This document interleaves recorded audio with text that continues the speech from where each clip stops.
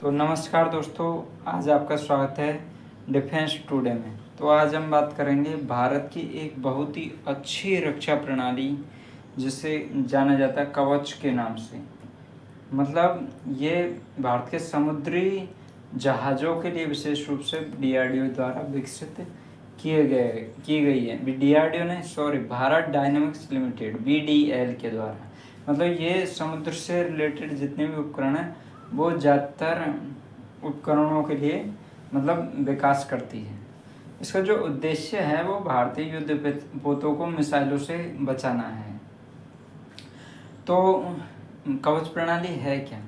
कवच प्रणाली एक उन्नत डिकॉय लॉन्चिंग सिस्टम से भारत की नौसेना के युद्धपोतों पर तैनात किया जाता है। इसका उद्देश्य दुश्मन द्वारा दागी गई रडार निर्देशित एंटी शिप मिसाइलों को भटकाकर जहाज को बचाना है।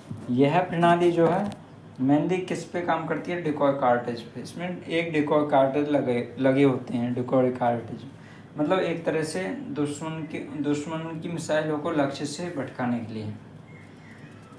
तो ये इस तरह से करते हैं कि जैसे हवा में फेंकते हैं डिकॉय कार्टेज या समुद्र में फेंकते हैं, तो इस तरह से जो मिसाइल है वो अपना रास्ता भटक जाती है और गलत असली जहाज की बजाय नकली लक्ष्य की ओर चली जाती है। तो ये एक तरह का साइबर वॉरफेयर भी आप कह सकते हैं, इलेक्ट्रॉनिक साइबर वॉरफेयर।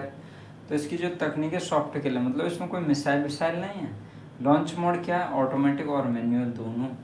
और कंट्रोल जहाज के युद्ध सूचना केंद्र से नियंत्रित होता है। मिसाइल के प्रकार की बात करें तो लंबी दूरी, मध्यम दूरी और अनेकों दूरी के लिए अलग अलग कॉर्टेज इसमें लगे होते हैं।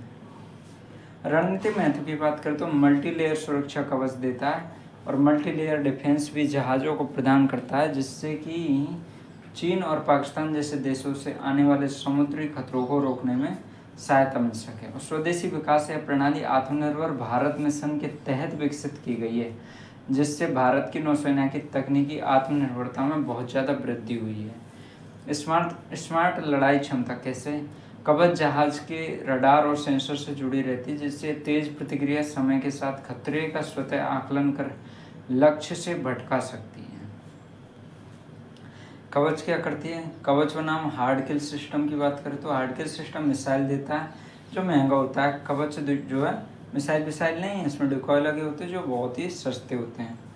तो जहाज़ों के लिए एक तरह से ये ढाल बन के खड़ा रहता है। वैसे आपको क्या सोचना है कि और ऐसी ही प्रणालियों का भारत के लिए विकास होना चाहिए, जिससे कि भारत की सुरक्षा और मजबूत हो सके? अपना कमेंट करके आप ज़रूर बताइए। धन्यवाद दोस्तों।